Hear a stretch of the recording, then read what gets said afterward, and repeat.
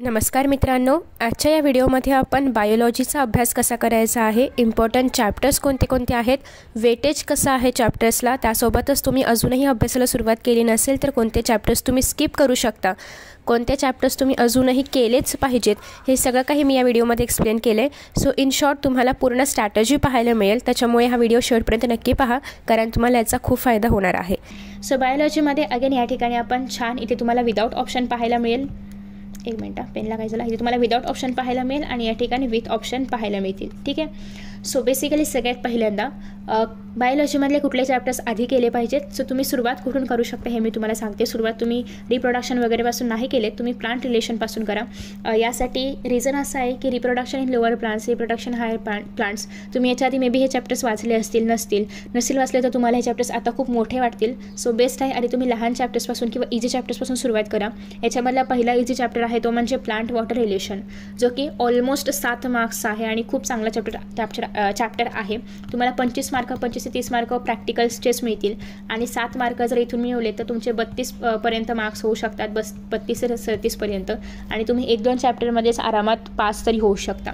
ठीक आहे, पण ऑब्व्हियसली आपलं फक्त पास होणं हे टार्गेट नाही आहे, त्याच्यामुळे आपण अजून किती मार्क्स स्कोर करता येतील हे पाहणार आहोत। सो प्लांट वॉटर सगळ्यात पहिल्यांदा सुरुवात करायची आहे, मग करायचं आहे plant growth and mineral nutrition. याच्यामध्ये पण काही टॉपिक्स प्लांट वॉटर रिलेशनमध्ये पण आणि प्लांट ग्रोथमध्ये पण काही टॉपिक्स असे आहेत जे याच्या आधी कधीच नाही विचारले गेलेत, पण विचारले गेलेले टॉपिक्समध्ये ऑक्सिनचे प्रॉपर्टीज लिहा, ऑक्सिनचे कॅरेक्टरिस्टिक्स लिहा, किंवा जे आपले बाकीचे सगळे हॉर्मोन्स आहेत, सायटोकायनिन असेल वगैरे, सो ह्या सगळ्या हॉर्मोन्सबद्दल इन्फॉर्मेशन लिहा, हे 2 मार्कांसाठी, किंवा कधी कधी 2 हॉर्मोन्स मिक्स करून 4 मार्कांसाठी हा प्रश्न येतो, किंवा मिनरल न्यूट्रिशनमध्ये नायट्रोजन कसं कॉन्ट्रीब्यूट करतं प्लांटच्या ग्रोथसाठी वगैरे असे काही प्रश्न येऊ शकतात, किंवा तो जो नायट्रोजन फॉस्फरस या सगळ्याचा जो काही चार्ट आहे तर तो चार्ट विचारला जाऊ शकतो। प्लांट वॉटर रिलेशनमध्ये ज्या काही थिअरीज दिल्या होत्या तर त्या थिअरी विचारल्या जाऊ शकतात। सो बेसिकली हे काही क्वेश्चन्स याच्यामध्ये येऊ शकतात। काही टॉपिक्स असे आहेत ज्याच्यामधले क्वेश्चन्स याच्या आधी कधीच नाही विचारले गेलेत, सो तुम्ही ते टॉपिक स्किप केले तरी पण चालतील। हे तुम्हाला कसं कळेल, एक तर PYQच्या आधारे किंवा मी व्हिडिओज अपलोड करणार आहे त्याच्या आधारे। सो पहिले 2 जे चॅप्टर तुम्ही करणार आहात ते आहे 6th आणि 7th चॅप्टर। इझी चॅप्टर्स आहे, जास्त काही याच्यामध्ये कॉन्सेप्ट्स नाही आहेत, फक्त रट टू 5 मारायचं आहे, तर 14 मार्क्स तुमचे या ठिकाणी क्लिअर झाले। आफ्टर दॅट नेक्स्ट आहे ते म्हणजे next chapter organisms and population, ecosystem आणि एनर्जी फ्लो आणि बायोडायव्हर्सिटी। अगेन ज्याप्रमाणे केमिस्ट्रीमधले शेवटचे काही चॅप्टर्स पूर्ण थेरोटिकल आहेत, त्याचप्रमाणे ऑब्व्हियसली बायोलॉजी आहे म्हणजे थेरोटिकल असणार आहेतच, पण त्यासोबतच हे चॅप्टर्स खूप इझी आहे, खूप जास्त हार्ड कॉन्सेप्ट्स नाही आहेत, आणि जे रिपिटेटिव्ह क्वेश्चन्स आहेत ते PYQचेच असतात, तेच दरवर्षी रिपीट होतात, त्याच्यामुळे तुम्ही हे चॅप्टर्स पण आरामात करू शकता, जे की आहे 12 मार्कांचे। जास्त वेळ नाही घेणारे चॅप्टर्स, तुम्ही एकदा वाचले की तुम्हाला कॉन्सेप्ट्स क्लिअर होतील आणि मग तुम्हाला फक्त पाठांतर करायचं आहे, कारण याच्यामध्ये लक्षात ठेवण्यासारखं कॉन्टेंट खूप कमी आहे। बायोलॉजीमध्ये पाठांतर यासाठी करावं लागतं कारण बऱ्याचदा काय होतं, माझ्याकडे मागच्या वर्षी एक पेपर आला होता, त्याच्यामध्ये म्हणजे चेक्ड पेपर आला होता बोर्डाचा, त्याच्यामध्ये मनाने काही आन्सर्स लिहिले होते, इवन ते आन्सर्स करेक्ट होते किंवा त्याच्यामधले टॉप पॉईंट्स करेक्ट होते, पण तरीसुद्धा ते आन्सर्स एक्सेप्ट केले नव्हते कारण ते पुस्तकानुसार नव्हते किंवा पुस्तकातल्या कॉन्टेंटला धरून नव्हते।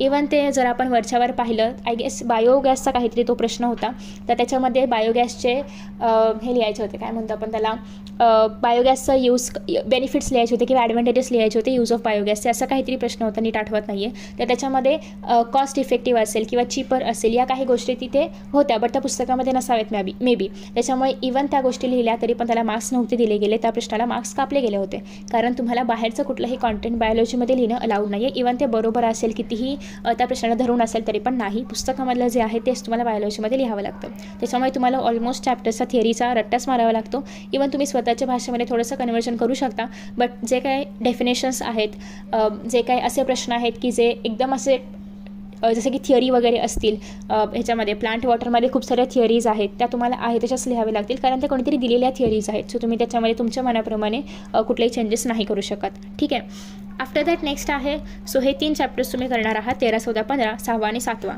हे करून झालं की मग तुम्ही येणार आहात अगेन मॉलिक्युलर बेसिस आणि इनहेरिटन्स या चॅप्टरवरती, आणि नेक्स्ट तुम्हाला करायचं आहे इनहेरिटन्स अँड व्हेरिएशन।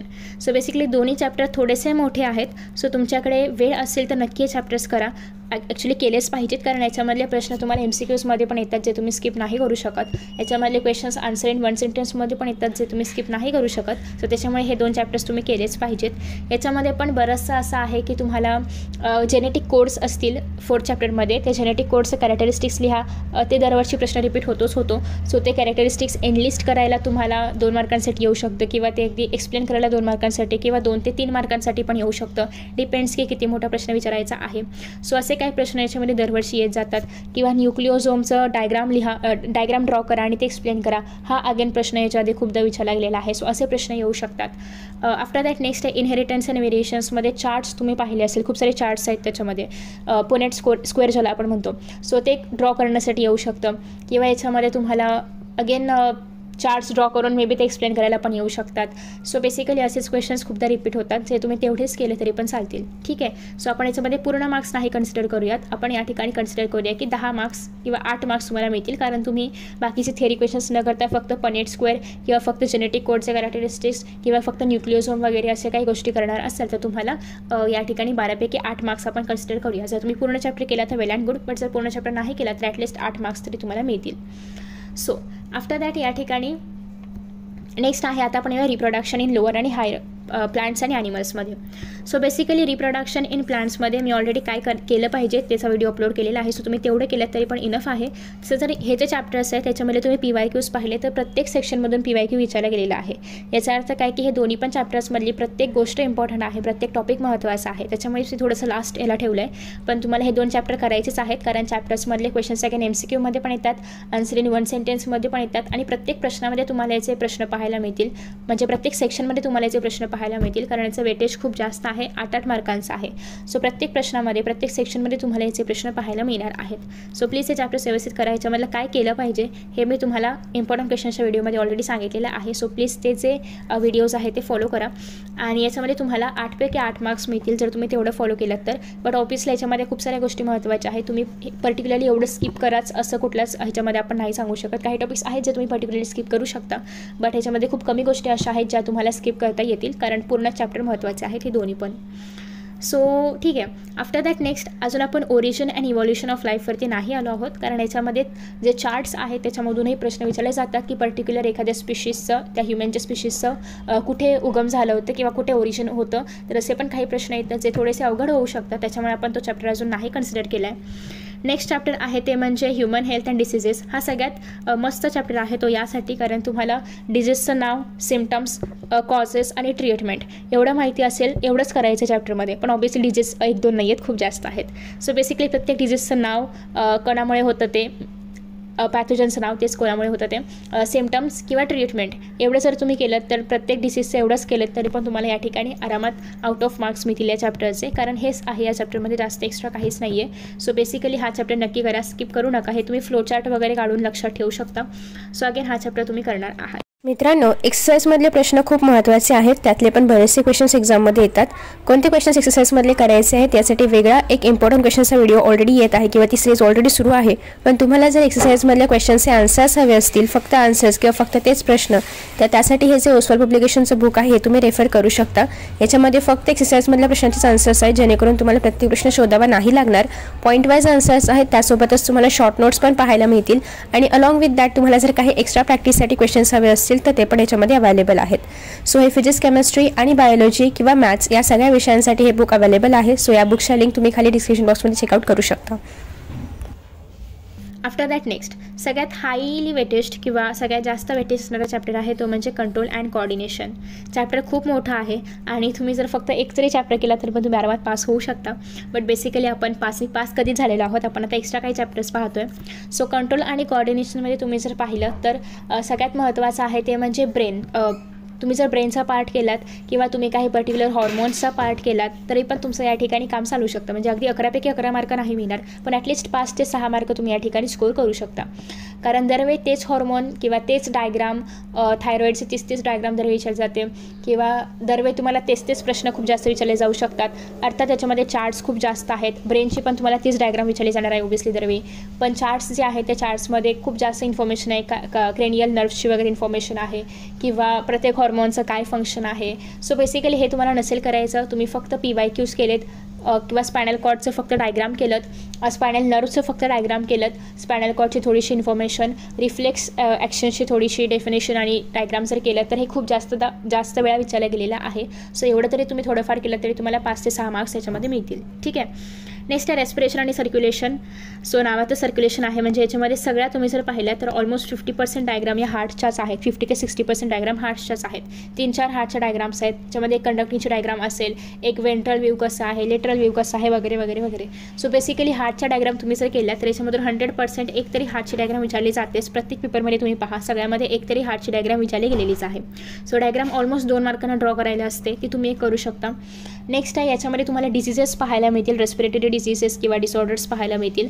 सो ते डिझीज कोणामुळे होतं, त्या पॅथोजनचं नाव, त्याचे सिम्पटम्स आणि त्याचे तिथे दिलं असेल तर त्याची ट्रीटमेंट, किंवा तुम्हाला असं मॅच तो कॉलम्समध्ये येतं, एका कॉलममध्ये डिझीजचं नाव असेल आणि दुसऱ्या कॉलममध्ये ते कोणामुळे होतं त्याचं नाव असेल.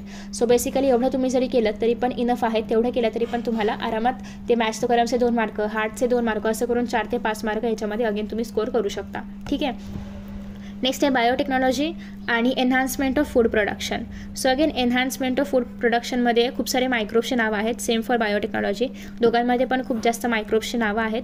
सो त्यासाठी तुम्ही फक्त PYQs रेफर केली, या दोन्ही चॅप्टर्सचे तरी पण चालतील. 13 मार्कांचे यांना वेटेज आहे. 13पैकी ॲटलिस्ट तुम्हाला 8 ते 10 मार्क तरी मिळतील, कारण याच्यामध्ये मायक्रोब्सचीच नावं जास्त आहेत. याच्यामध्येच बायोगॅस वगैरे आहे, किंवा त्याच्यामधल्या रिॲक्शन्स आहेत, किंवा अगेन बऱ्याचशा प्रोसेस आहेत ज्या की मायक्रोब्सवरती डिपेंड असतात. सो ते सगळं याच्यामध्ये आहे. सो तुम्ही याच्यामधले फक्त PYQs केले तरी पण इनफ आहे, कारण तेच क्वेश्चन्स रिपीट होतात. सो बेसिकली सगळ्या चॅप्टर्सचं या ठिकाणी सगळं सांगून झालेलं आहे. Origin and evolution of life, again ह्याच्यामधले पण फक्त PYQs केलं तरी पण चालेल, जास्त काही करायची गरज नाही आहे, कारण जास्त करायचं म्हटलं तर याच्यामध्ये खूप जास्त चार्ट्स वगैरे आहेत. तुम्हाला जर आउट ऑफ मार्क्स हवे असतील तर तुम्ही हे जास्त करणं कन्सिडर करू शकता. सो आता याच्यामध्ये सुरुवात कुठून केली पाहिजे, अगेन प्लांट वॉटरपासून सुरुवात करणार आहात, मग करणार आहात प्लांट ग्रोथ, त्याच्यानंतर तुम्ही शेवटचे 3 चॅप्टर्स करू शकता. मग again come back to reproduction, त्याच्यानंतर इनहेरिटन्स, आणि मग जे कॉर्डिनेशन सर्क्युलेशनवाले चॅप्टर्स आहेत ते तुम्ही क्लिअर करू शकता. ठीक आहे. सो मित्रांनो, अशा पद्धतीने आपण आजच्या व्हिडिओमध्ये बायोलॉजीसाठी स्ट्रॅटेजी पाहिली. नेक्स्ट व्हिडिओजमध्ये तुम्हाला फिजिक्स, केमिस्ट्री आणि मॅथमॅटिक्ससाठी पण सेम स्ट्रॅटेजी, सेम वेटेज वगैरे पाहायला मिळेल. आय होप की तुम्हाला हा व्हिडिओ आवडला असेल. Best of luck for your exams. Next व्हिडिओजच्या लिंक्स तुम्हाला खाली डिस्क्रिप्शन बॉक्समध्ये किंवा कमेंट बॉक्समध्ये पाहायला मिळतील जेव्हा मी ते अपलोड करेन. So thank you so much for watching this video and bye bye.